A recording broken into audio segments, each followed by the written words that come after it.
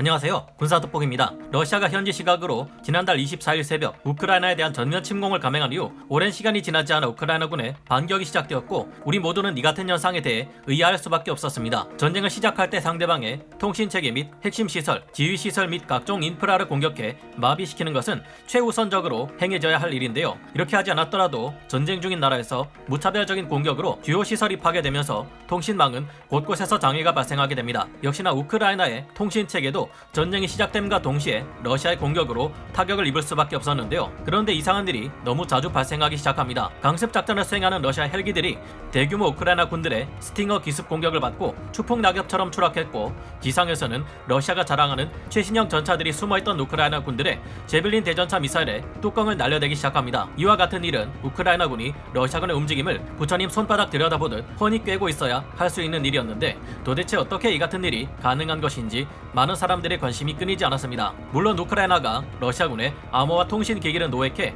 이를 이용해 그들의 통신 내용을 얻을 수 있었고, 휴대폰을 모두 빼앗긴 러시아 병사들이 우크라이나 사람들에게서 노획한 휴대폰을 주워다 쓰는 바람에 러시아의 많은 작전 계획이 노출되기는 했습니다. 휴대폰을 뺏긴 우크라이나 시민이 우크라이나 당국에 보고하면 우크라이나 정보국은 일대 휴대폰을 다 감시할 것도 없이 그냥 그 휴대폰 번호 통화 기록을 조회하면 도청이 완료될 정도로 러시아군의 통신 보안 상태는 엉망이었는데요. 하지만 우크라이나군의 작전을 보면 단순히 전화 도청 같은 수준으로 통신망을 이용하고 있는 것이 아니었습니다. 우크라이나군은 브로바리 지역에서 수도 키이우를 공격하기 위해 기동 중인 러시아 기갑 부대를 바이락타르 TB2 무인기로 정확히 찾아내고 타격하는 것은 물론 아군 포병과 연계해 그 지역의 러시아군을 괴멸시키는 수준의 피해를 주기까지 했습니다. 그리고 이 같은 일이 어떻게 가능했는지가 드디어 밝혀졌는데요. 우크라이나군은 러시아군과는 비교조차 할 수 없는 강력한 통신망과 네트워크를 이용하고 있었습니다. 바로 일론 머스크의 전 지구를 대상으로 한 위성 인터넷 서비스 스타링크를 사용하고 있었던 것이죠. 좀 더 자세히 알아보겠습니다. 전문가는 아니지만 해당 분야의 정보를 조사 정리했습니다. 본의 아니게 틀린 부분이 있을 수 있다는 점 양해해 주시면 감사하겠습니다. 전쟁의 승패를 갈라놓는 게임 체인저급 위성 통신 체계 스타링크, 스페이스X 기업의 스타링크란 소형 군집 위성을 수년에 걸쳐 순차적으로 지구 저궤도에 띄워 전 세계를 촘촘히 연결하는 인터넷 서비스를 말합니다. 스타링크와 같은 성능 좋은 위성 인터넷은 전쟁터에서 더욱 요긴하게 사용될 수 있으며, 이는 전쟁의 승패를 갈라놓는 결정적인 요인이 될 수 있습니다. 스타링크는 지구 전역을 커버하는 통신망이기 때문에 당연히 군사적 용도로 사용할 수 있는데요. 안테나와 모뎀, 전력만 갖추면 장소가 아라비아 사막 한가운데든 깊은 산골짜기 첩첩산중이든 광활한 태평양 한가운데건 상관없이 4K UHD 영상을 내려받는 대역폭과 FPS 게임을 플레이할 수 있을 정도의 레이턴시 네트워크를 이용할 수 있는 만큼 이를 전쟁에 사용할 경우 크나큰 전술적 이익을 얻을 수 있습니다. 물론 전쟁에 채용되는 기술은 보수적일 수밖에 없고, 스타링크와 같은 대규모의 위성군을 사용하는 서비스는 그만큼 공격에도 취약할 겁니다. 하지만 스타링크는 업데이트를 통해 적군의 전파 방해를 막을 수 있으며, 적진에서 사용 시 주의할 사항을 잘 지켜 사용한다면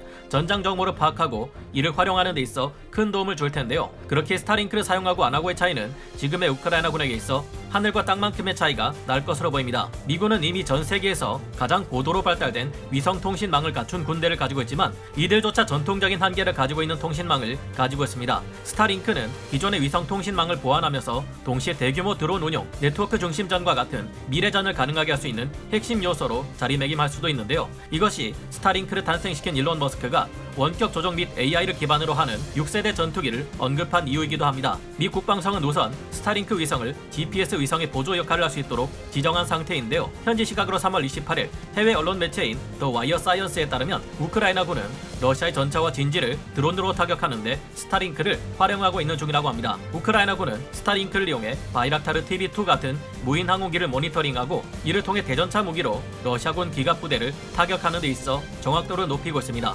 특히 우크라이나의 스타링크 활용법으로 눈에 띄는 것은 스타링크 기술로 드론 부대와 포병 부대를 연결해 합동작전을 벌이고 있다는 것인데요. 지난번 브로바리에서 바이락타르 무인기와 우크라이나 포병의 연계 공격이 가능했던 것도 모두 이 스타링크의 존재 덕분이었던 것으로 보입니다. 스타링크는 어떤 위성통신 체계이기에 이런 고도의 전술적 운용까지 가능한 걸까요? 언제 어디서든 스타링크의 전술적 운용이 가능한 이유, 일반적인 통신 체계의 경우 상황에 따라 사용하기 어려운 때가 올 수 있습니다. 예를 들어 쉽게 설명드리자면, 깊은 산골 같은 곳이나 전파가 닿기 힘든 사각지대에는 간혹 휴대폰의 신호가 이탈되는 지역이 생깁니다. 즉 통화권 이탈 지역이 생기는 것인데요. 우리나라가 인터넷 인프라가 잘 되어 있는 나라이긴 하지만 그렇다고 산골 구석구석에까지 전신주나 인터넷선이 다 깔려있지는 않습니다. 이런 곳들 중에는 아직도 휴대폰의 전파나 인터넷이 잘 터지지 않는 곳들이 있는데요. 그럼 미국이나 러시아, 중국같이 국토가 넓은 나라는 어떨까요? 두말할 것도 없이 저런 현상들이 아주 많다는 소리입니다. 기존에 위성통신망이 없었냐 하면 그것도 아닙니다. 하지만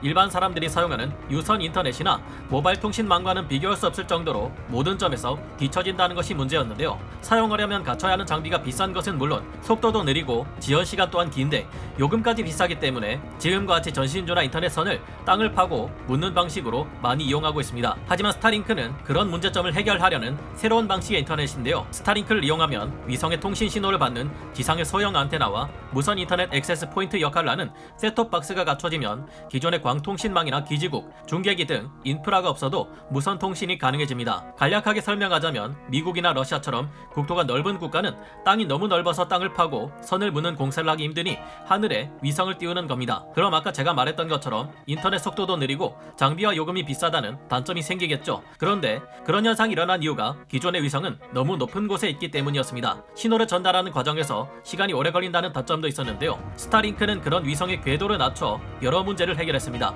이렇게 하면 거리가 짧아지기에 지연 시간이 단축되고 속도가 빨라집니다. 그런데 위성 하나를 띄우는 데는 소요되는 시간과 금액이 장난이 아니라는 문제가 있는데요. 하지만 스타링크는 우리가 아는 일반적인 크고 값비싼 인공위성 대신 인프라를 형성할 수 있을 정도의 소형 인공위성 여러 개를 발사하는 것이기에 다릅니다. 그렇게 된다면 당연히 우리가 생각하는 일반 인공위성보다 싸게 만들 수 있는데요. 이렇게 되면 문제가 없느냐? 아닙니다. 소형 인공위성으로 만든 만큼 위성이 커버할 수 있는 영역이 좁아지는 단점이 생겨 전 지구를 커버할 수 있을 정도로 하려면 위성을 엄청나게 많이 발사해야 한다는 단점이 생기는데요. 그런데 어마어마하게 많은 적에도 소형 위성을 배치해 전 세계의 위성 인터넷을 사용할 수 있게 만든다는 정신 나간 짓이 바로 이 스타링크입니다. 스타링크 시스템에 최종적으로 사용될 위성의 총합은 대략적으로 42,000여 개에 달한다고 추정될 정도인데요. 이 숫자는 현재까지 인류가 발사한 모든 위성의 총합보다 5배 이상 많은 어마어마한 수치입니다. 인류가 지금까지 쏘아올린 모든 위성의 숫자보다 많은 위성을 쏘아올린다는 미친 계획이다 보니 발표 당시만 해도 진짜 이게 과연 실현이 되겠느냐 하는 의심을 품는 사람이 많았습니다. 하지만 2021년 기준으로 1,000대가 넘는 스타링크 위성이 궤도에 올랐고 벌써 세계 수십여 국에서 순차적으로 베타 테스트를 개시했습니다. 2022년 3월 11일 기준으로 발사한 스타링크 인공위성의 숫자는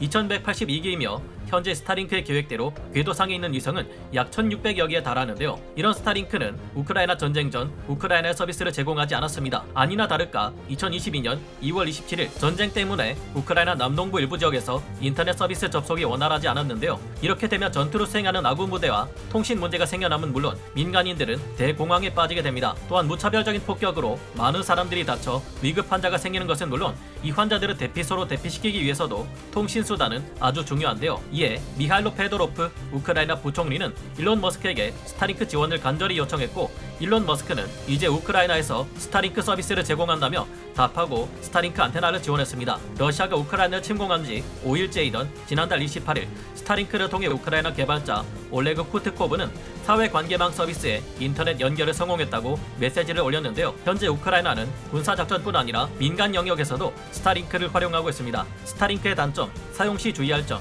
전쟁의 혼란 중에 통신 인프라가 부족한 곳에서 스타링크를 통해 인터넷을 사용할 수 있게 되어 서로 간의 통신이 가능하게 되었다는 것은 앞으로의 스타링크의 가능성을 더욱 보여줬다고 생각하는데요. 그러나 스타링크에도 약점이 있고 이를 전장에서 사용하는 데는 주의할 점들이 있습니다. 일론 머스크 스페이스X CEO는 스타링크 위성 인터넷 서비스를 이용하는 우크라이나 국민들에게 각별한 주의를 당부했다고 현지 시각 3월 3일 미국의 GDNet이 보도했는데요. 스타링크는 우크라이나의 일부 지역에서 여전히 작동하는 유일한 비러시아어 통신 시스템으로 러시아 공격의 표적이 될 확률이 높으니 주의해 사용하라는 경고를 한 것입니다. 스타링크를 안전하게 사용하기 위해서는 필요할 때만 연결하고 연결할 때는 인적이 드문 곳에서 최대한 사람들과 멀리 떨어질 것을 권했는데요. 또한 스타링크 안테나는 눈에 띄지 않도록 위장할 것을 권고했습니다. 토론토 대학 시민연구소의 수석 연구원인 존 스콧 레일턴도 러시아가 우크라이나 상공 제어권을 통제한다면 사용자의 업링크 신호는 공습에 타깃이 될 것이라고 트위터를 통해 전했는데요.